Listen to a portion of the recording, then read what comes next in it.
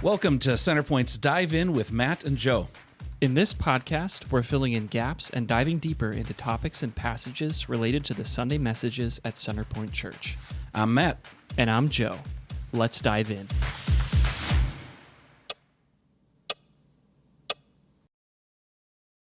Well, here we are on Dive In, and we are going to be dealing with a passage from Mark chapter 9 that we're not going to be dealing with on a Sunday. And so Joe and I get to talk about this together. So here we are. It's good to be here. Good to have you here. And this is a light and easy passage because let's be honest, most of the stuff that Jesus is teaching right here in the middle of Mark is light and breezy. Yeah, this is definitely one of those warm, fuzzy passages as we're diving in with some millstones. Did you just say a warm or a worm fuzzy passage? I see what you did there. See what I did there? I was trying to work in millstone and you worked in worm. Yeah, I got to worm before you got to millstone. You win. And because I won, I'll go ahead and read for us. And that means I'm going to have to cut something off. This will make a lot more sense after you read these verses. Worms, millstones, and body cutting off stuff. Wow. Yep. Warm and fuzzies. Here we go. This is going to be a good time. So this is Mark chapter 9, beginning at verse 42. Jesus teaches this: if anyone causes one of these little ones, those who believe in me, to stumble, it would be better for them if a large millstone were hung around their neck and they were thrown into the sea. Now, if your hand causes you to stumble, cut it off. It is better for you to enter life maimed than with two hands to go into hell, where the fire never goes out. And if your foot causes you to stumble, cut it off. It is better for you to enter life crippled than to have 2 feet and be thrown into hell. And if your eye causes you to stumble, pluck it out. It is better for you to enter the kingdom of God with one eye than to have 2 eyes and be thrown into hell, where the worms that eat do not die and the fire is not quenched. Everyone will be salted with fire. Now, salt is good, but if it loses its saltiness, how can you make it salty again? Have salt among yourselves and be at peace with each other. This is one of those sections that Jesus or Mark were off their rocker. Not, wow, there's a lot going on here. And Yeah. it seems like it's scattered about, but it really isn't. It's not. And just to be clear, I don't believe Mark or Jesus were off their rocker. No. But this is one of those passages that's pretty intense. Yeah, it's really intense. I was impressed sitting here watch you read through all of it and just keep going. It was impressive. So fortunately, I have not yet plucked out one or both of my eyes, so I can still see that happen in real time. Yeah. Oh, yeah, your foot causes you to stumble. That makes sense. If you trip, it's your foot. Mm-hmm. I can see the eye. Kind of misstare and you stumble down. Have you ever done that where you're coming down the stairs and you're sure you're at the last one, but you've actually got 2 more to go? Oh, yeah. And you poof. Mm-hmm. Or the opposite is true. I got to the bottom of the stairway one time and I thought for sure I had another stair to go. Oh, no. And I was already there. Oh, Yeah. So my feet failed me. My eyes failed me. yeah. And then sometimes when you're walking on your hands, you stumble too. Well, I have not done that. Have you ever, can you walk on your hands? Oh, my goodness. I'm lucky I can get out of bed in this stage of life. Yeah, I can't even do a handstand. Probably even with a wall, I couldn't do a handstand. So what we're talking about is almost as crazy as what Jesus is talking about here. Well, except his makes sense, Not at first blush, no. but not at first blush. It's Jesus' teaching with clarity, but hyperbole, Yeah. because he's driving a point home. Yeah, big time. So let's be clear here. Jesus isn't actually suggesting that people cut off appendages. No. But as he's going about this, he's making incredible sense of the impact of sinfulness. Mm-hmm. So that's kind of what the stumble is. Right. So, Jesus called us, shapes us, empowers us by his Spirit to walk in righteousness and justice. Mm-hmm. So anything that's not that would be the stumble. Yeah, and that stumble here is specifically connected to, quote unquote, these little ones. And that I think that's really interesting because you've really been drawing this out well in this message series, but these stories don't just stand alone. They're actually all interconnected. There's been a lot of careful thought given on Mark's part as to how he has laid this out with great intention. And so that actually links us back to some of what we talked about this past Sunday when Jesus brought the little child and used the child as an embodied parable to teach the disciples about greatness. Yeah. Right? So he's picking back up on that theme here, and he's telling his disciples, listen, this is how serious this is. When you're going to be discipling and pouring into and loving people who are coming to know me, so many of those people are going to find themselves in vulnerable spots in their lives. And so I don't want you to take advantage of that. In fact, if you take advantage of that, people like that in those situations, it's going to be better for you to have a millstone hung around your neck and then you be violently drowned in the depths of the sea. That's really sobering. That is incredibly sobering. Yeah. And so what I'm hearing you say is there's this expectation that Jesus is shaping in his disciples that they are going to be helping others. Mm-hmm. And when a person is new to the kingdom, so he's not necessarily talking just about little kids. No, it's broader than that. But this is... It can include little kids. That's right. So, but this is picking up on that. Remember we talked about in the message, the 4 categories that show up in the Old Testament law, the Torah, the poor, the foreigner, the widow, and the orphan. Yes. There's this particular emphasis given to the reality of God wants people, his people, to care for those who cannot repay them, care for those who are on the margin. So he's picking back up on that theme here. Which makes sense that Mark is following this up pretty close to that teaching from Jesus. Right. And so its impact is pretty acute because of that. So these are people that are new to the faith. They're new to the kingdom. So they're like little kids. Yeah, they're vulnerable. Right? I like your use of the word they're vulnerable. What kinds of things might they be vulnerable to, do you think? Well, when you think about, so the disciples were arguing. We again talked about this on Sunday. They're arguing about who's the greatest, right? So their paradigm is completely caught up in the way of Babylon. So if you're here, listen to this, like push pause right here, go listen to the message from this past Sunday. What I'm saying will make more sense. I'm not going to unpack it all again, but they're really steeped in the way of Babylon here, and the way that they're thinking about greatness and the way that they're going to go about achieving greatness. So for people who are vulnerable, so these could be people who are new to Jesus or people who've been walking with Jesus, but they find themselves circumstantially in a vulnerable position. They could be vulnerable to certain ways of teaching or receiving doctrine. They could be vulnerable in their circumstances in life. They might be financially vulnerable, relationally vulnerable. There's so many different ways that people can be vulnerable. So people can come to a Christian community in all sorts of vulnerable ways, in all sorts of different ways. Yeah. As you were talking through that, I'm getting this picture in my mind of even different conversations I've had with people. And they'll talk about their past experiences of faith. And so sometimes it's people who have been very susceptible to legalism, a rigid legalism. I was having a conversation recently with a guy who even described himself as a recovering fundamentalist. Okay. Kind of having grown up both biologically and faith-wise in a context that was very rigid and legalistic, and it gets roots, right? So when we're young in our faith, that gets formed in us, and then that's what we carry with us as we go on. There's another guy that I've interacted with a few times, and he doesn't have much. He actually lives on disability. Oh, okay. But he's been very susceptible in his life to the messages of prosperity gospel preachers. Just for our listeners who might not be familiar with that term, can you give us like the 60-second version of that?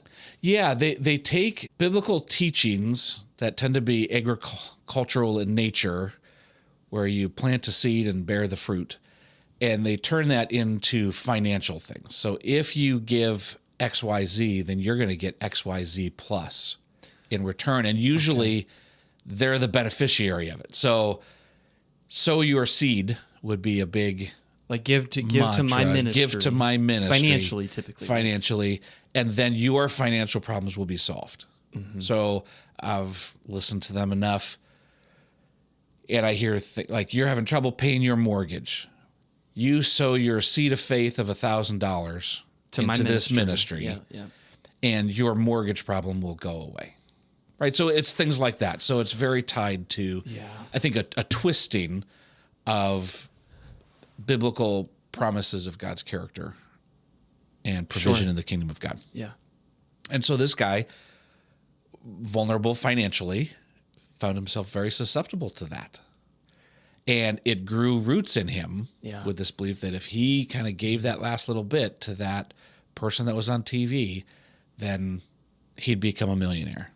And, and it's abusive and toxic.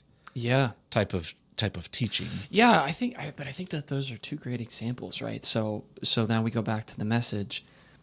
That is an invitation into Babylon. That is guised with Jesus trappings. Does that make sense? It makes perfect sense. Yeah. Because it's not Jesus. No. Yeah. I mean, just like it's opposed to the way of Christ. Yeah. Yeah. Yeah. Yeah, well, it is. It is. And so Jesus, I think those are great examples, Matt. So Jesus is being really clear here with the disciples. Listen, if you're going to take the position and authority that I give you, which comes from him, he delegates it, right? But it comes from him. He says, if you're going to use that authority in a way that takes advantage of the vulnerable, the very people who I want you to love, the very people who I want you to serve, if you do that, take a large millstone. So these millstones would have been used for grinding up grain. Yeah, and they were large. They were massive. You need an animal to move them. Correct. Kind of in the grinding mill. Yeah, that's right. So take that, hang it around your neck like a big pendant, and jump into the sea. And then I'm going to go ahead and drop you into the ocean. And it's interesting to me, Jesus is saying this as a part of his teaching in this whole section about what it means to follow him. Mm-hmm. And he has shown clearly a number of times the way of Messiah is the way of self-emptying, self-sacrifice, entering into death willingly in order to come out the other side victorious. Yeah. And the disciples don't buy it. They don't want to buy it. No, that's not the way Messiah should go. Jesus keeps correcting them and drawing them in. And so here he is again reiterating, even as you take the authority that I've given you, it isn't for your own gain. You just talked about what was the greatest. That's right. And so your posture towards those that you'll raise up in the kingdom is a posture of self-emptying, self-sacrifice, love, because that's the way of Messiah. And what we pass on is not only the information, but how we live this life. It has to be embodied. That's right. The faith is embodied with your whole life. That's right. Yeah. And so the way we live matters. Jesus has been making that clear. Very clear. Faith is an embodied trust of who he is and what he's doing. Right. Yeah. It's not just a theological test that I can sit down and if I get all the answers correct, then we're good. The invitation is to embody this in my whole person, to love the Lord my God with everything. And Heart, my neighbor mind, as soul, myself. and strength. Right. And my neighbor as myself. Yeah. Yeah. Well, and what I find so fascinating is that we didn't read these verses, so I'm not going to stop to read them now. But for our listeners, if you go back and you read verses 38 through 41, the sermon that we preached on was chapter 9, verses 30 through 37, where they're squabbling about who's the greatest. And then 38 through 41 comes along. And here the disciples are trying to police what other people who aren't part of their squad. They're Yeah. trying to like police them. Well, they're protecting their own position. It's exactly what they're doing. And so Jesus continues to try to reorient them. And so in the sermon that we looked at, he brings a child along to reorient them. Listen, I'm going to take greatness and turn it upside down. This is kingdom greatness is the antithesis and the opposite of the way of Babylon. And then here in 38 through 41, guys, no, stop policing. Like, stop policing. In fact, pay attention. Even the smallest act of kindness, like extending a drink of water to someone, is really significant in my Father's kingdom. And then he launches into this teaching that we're talking about here. I think that's purposefully connected here in Mark's mind as led by the Holy Spirit, because he's going, look, don't police on the outside.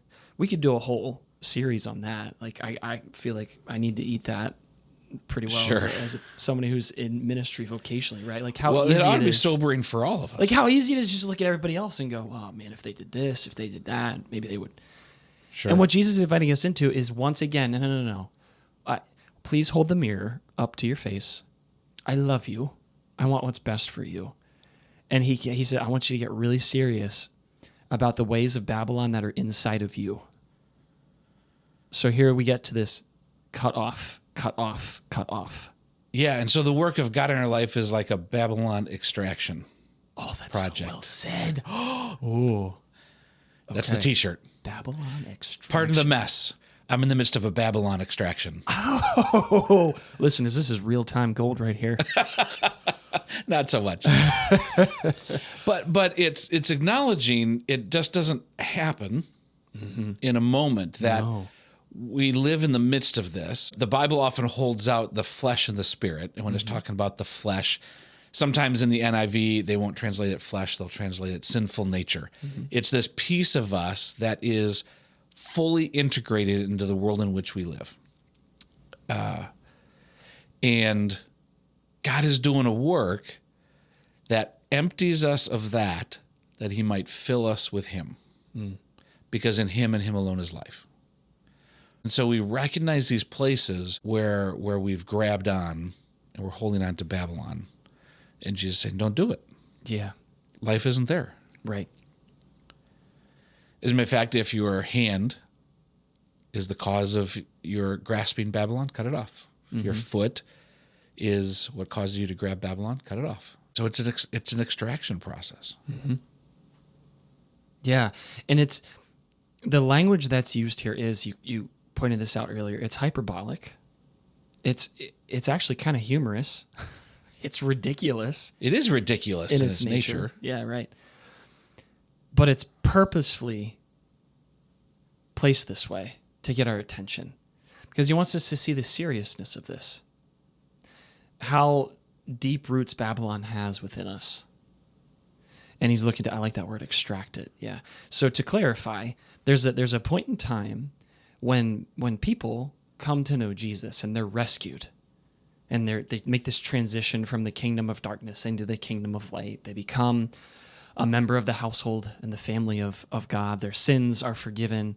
Like that is true and real, and the New Testament talks about that. But what we're talking about in this conversation is traditionally what's called sanctification, becoming more like Jesus. The life after that new life. Yeah. Yeah, so in that sense, walking with him is just a constant rescue and a constant renewal and more depth to our levels of freedom that we get to walk in. And so here he's zeroing in on, I'm gonna invite you to take sin so seriously. I'm gonna use this hyperbolic language of cut that off at the root of its cause. And this language of cut off goes back to the Old Testament. And we read about this in Torah, so specifically the first 5 books that we'll often call the Pentateuch. You can read about this in Leviticus and in Deuteronomy, where as God lays out his covenant promises and how he wants his people to walk, there are these warnings where if a member of the community doesn't walk in faithfulness, he says, I'm going to cut them off from the community. Cut them off. So Jesus is taking that concept and he's actually now saying, oh, but let's put it inside out. Now you get to focus on cutting off sin at its root as you walk with me. Does that make sense? Which isn't predominantly somebody else. No. It is myself. That's right. Mm-hmm. Yeah, it's very familiar to Matthew's gospel in the Sermon on the Mount, when Jesus will talk about judging and judging others. And why do you look at your brother or sister in the Lord and you try to get the speck out of their eye? Don't you realize that you've got a log you've got a telephone pole in your own eye, right? Yeah. Like, deal with that first. That's what he's getting at here. Deal with what's inside first. Right. That's where the thick of the battle is. Don't worry about what other people are doing right now. Right. Because the life that I offer you flows from within by his Spirit. Yeah. And extends out from there. Yeah. As we're talking about the Babylon extraction, I'm thinking about exile in the Old Testament, where God's people were taken away and held captive in Babylon, very literally. And God called them to live as faithful exiles. He did. To even pray for the peace of their city. To plant your fields, give your children away in marriage, build a home. Garden imagery there. Sure. Plant, yeah, right. So living faithfully in the midst of Babylon, enemy territory, if you will.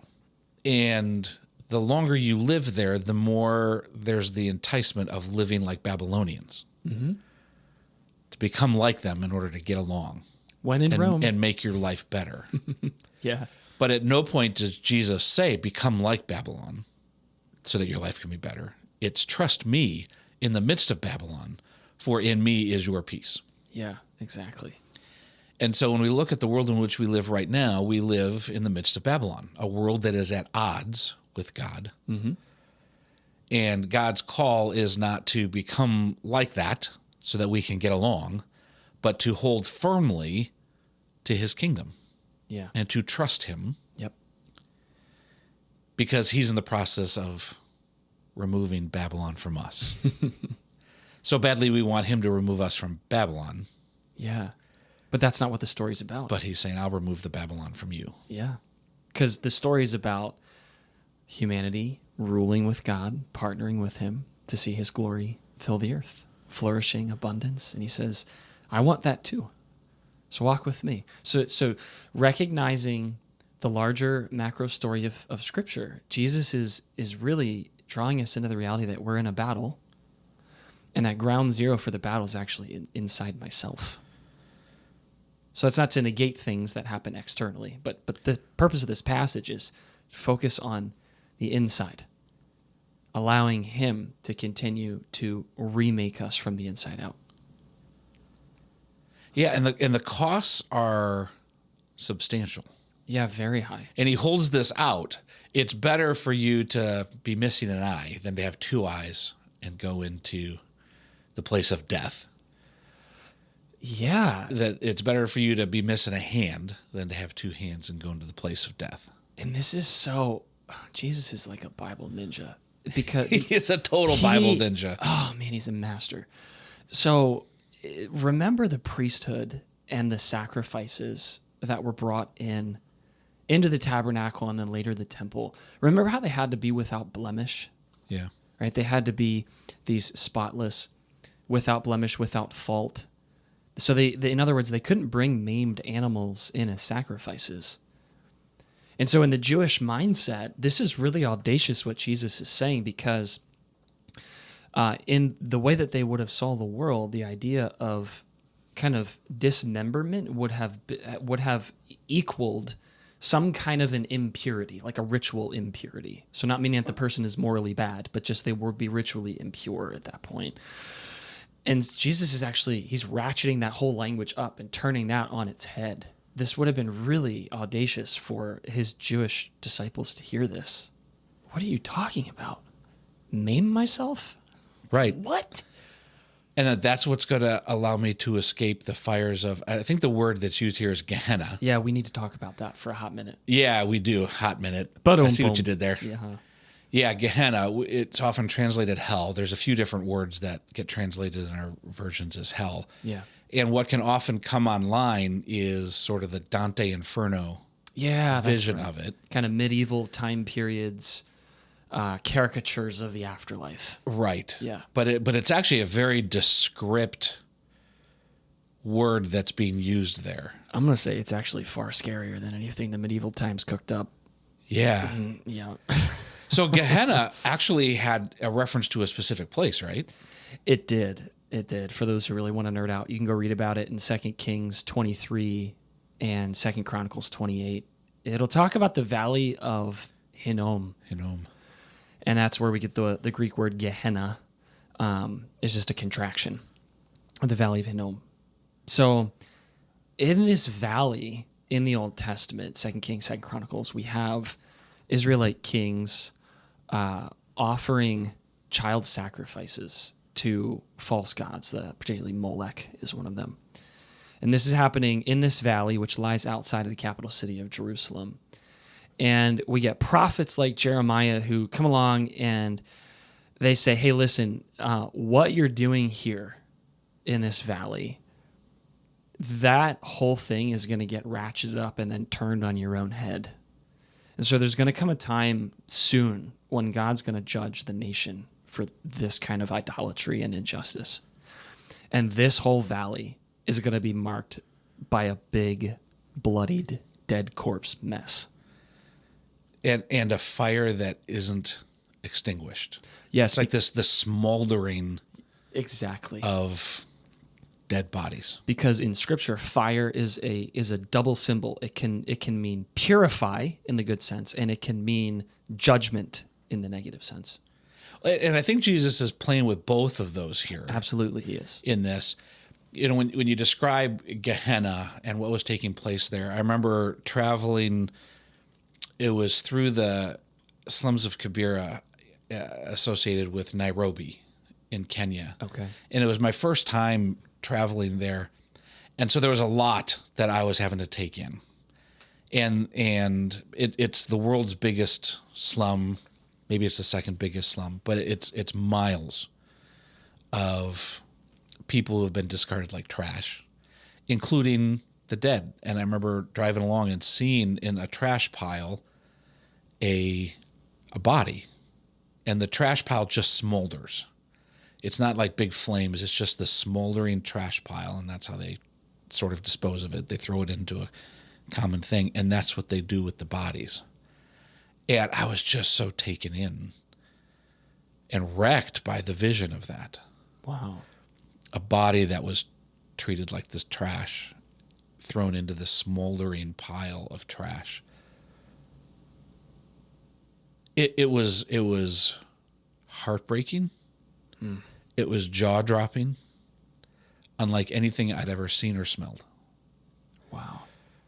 And so when we talk about that from the biblical sense, that's kind of an experience that I relate back to and seeing that. And I think that's exactly what Jesus was indeed talking about, not Kibera, but Gehenna outside of Jerusalem, and the smoldering rot of death and filth. So much so the worms eat their fill. Yeah, it's the ultimate handing over. Yeah. This is what you wanted. Then you can have it. Like it's tragic. It's disheartening. It's all kinds of things. And then he goes on to talk about those worms. Right. In verse 48, and it's a direct quote from the very last verse in the book of Isaiah, chapter 66, verse 24. And the whole chapter ends with this beautiful picture of new heavens, new earth, and how he's going to draw all nations to himself. And then just the very last verse, but however, for those who rebelled against me, they get handed over to this place where the worm won't stop eating and the fire never goes out. Yeah. It's really sobering. And this is the stuff that Jesus is bringing on. Yeah, but here's the craziest part. Who is he talking to? He's talking to his disciples. He's talking to his disciples. It's not even like, usually, at least in the fundamental circles, I can relate to that person earlier that I grew up in, hell was often applied to like the people outside the church. They're all going there. It's just all kinds of bad things with that. But Jesus is talking to his disciples here. This is really and sobering. it's warning, and it's this fire of death. And then he throws in this line, and everyone will be salted with fire. Yeah. That's so here such we a go. weird thing to say. Right? Like, Yeah. what? It actually is a complex phrase. It is. But the sense is kind of what you said earlier. There is fire that consumes in death, Yeah. Judgment, right? judgment, Yeah. and there is a fire that purifies, Yeah. Mm-hmm. that makes one more holy, righteous, that brings about righteousness and justice. That's right. The apostles, almost all of them will talk about fiery trials that come upon those who follow the Lord, and they're meant to purify us. Yeah. And so we can trust God's process of purification in our life, Yeah, that's right. even as it includes suffering. Because that's how he purifies. That's how he makes salt salty again. Right? That's what Jesus is talking about here. Kind of the flavor of the kingdom that a person embodies wherever they go. Yeah, and notice how it ends in verse 50. Have salt among yourselves and be at peace with one another. That's really important. So the community itself and then the individual disciple. So the collective and the individual are going to go through fiery trials. And will they allow those trials to purify them? Will they hold fast to the Lord, and will they hold fast to one another in covenant? And will they live at shalom, peace with one another? I mean, this just connects us back to their squabbling over who's the greatest. They're trying to police what people outside of their squad do in verses 38 through 41. Yep. Like he's coming full circle and tying all these stories that have come before it together in this seemingly really confusing passage that we're walking through. And it's this challenge to those that would be his disciples, that the way of the Messiah is the way of those who follow Messiah. That following him does not exempt you from suffering, but rather it's an invitation of suffering. Yep. For while he goes first into death and out the other side in victory, those who would follow him go into death, that we might go out the other side. For some, it will be the death of martyrdom and the suffering of martyrdom. For others, it is the self-emptying death of abandonment of self, that we might hold on to his life. Yeah. But it's that invitation for everybody who would seek to follow him. Yeah, that's right. And for those who help others follow him, which is actually all disciples. That's right. This is not just for a special group of disciples. No, this is for all And of us. in our day, this is not just for pastors. This is for all disciples of Jesus. Help others follow him. Yeah, that's right. Is that call to take that call seriously. Yeah, and to watch how we minister, encourage, and support other people. Because if we start to use that as a means to the end of self, better get the millstone. If out. we use that as a means of our own greatness, Better get the millstone. get out. the millstone. If we take advantage of the vulnerability of those who are new, Better get the millstone. get out. the millstone. And if you're noticing it's happening, it's better to cut the appendage off than to find yourself tossed into the heap of smoldering fire where the worms eat their fill. The fires of Gehenna. But be assured that there is a work that God does that purifies his people. And we can trust that. We can trust that because he's good. Mm-hmm. And he shows the way. He does. He's paved the way. He says, walk in my way. I don't want to come away with this with a different brand of legalism. Sometimes we can approach and engage these things with a shame mindset. Yeah, so this almost becomes like a witch hunt of the self. Yeah. I need to find what's bad inside. Like I'm the worm Yeah. And that's not what Jesus is doing here. No, I can relate to that personally in my past walk, but yeah, that's not at all what Jesus is doing here. Mm-mm. This is a really sobering passage from Jesus. And I think there's several invitations here. One is what you've been articulating. It's how do we utilize the resources that he's given us to genuinely love other people and to not see them as a means to self. I think that's really clear here. I think also really clear is to take sin seriously, to not think, oh, well, I guess I'm in, so I'm good. Yeah. So it's how we go about taking that seriously is actually learning to receive and rest in Jesus's finished work for us, which is so counterintuitive. And his love is like a refining fire. That's exactly right. That as I like how you use that word receive. Mm-hmm. As we receive his love, as we rest in his love, his grace, it itself is a refining fire. That's exactly right. Yeah. So this isn't go pull up yourself by your bootstraps and try harder. That's how you're going to take cutting off your seriously. arm doesn't actually do the work.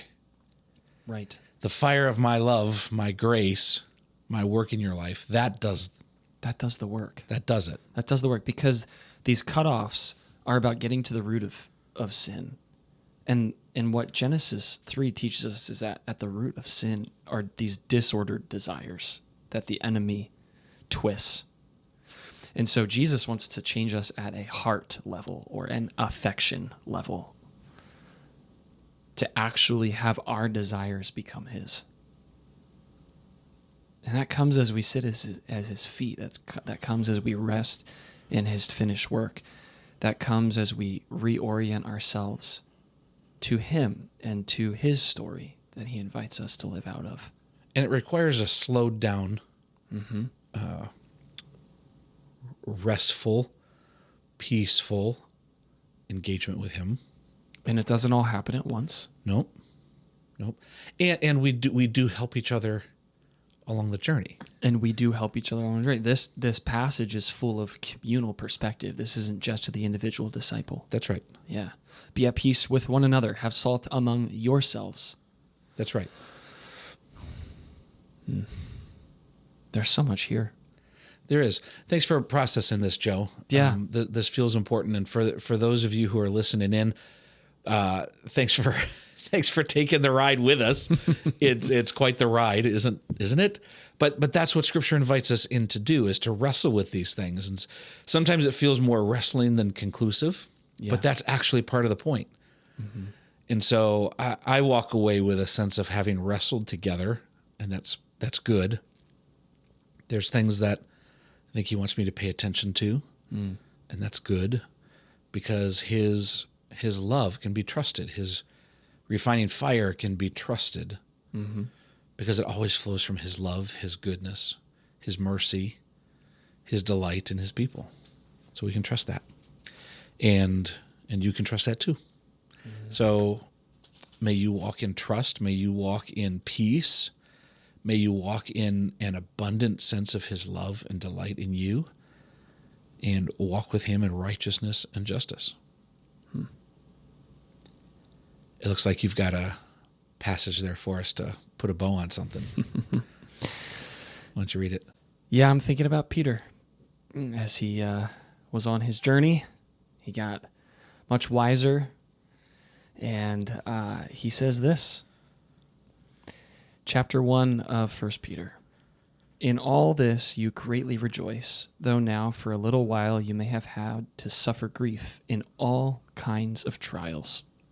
These have come so that the proven genuineness of your faith, of greater worth than gold, which perishes even though refined by fire, may result in praise, glory, and honor when Jesus Christ is revealed.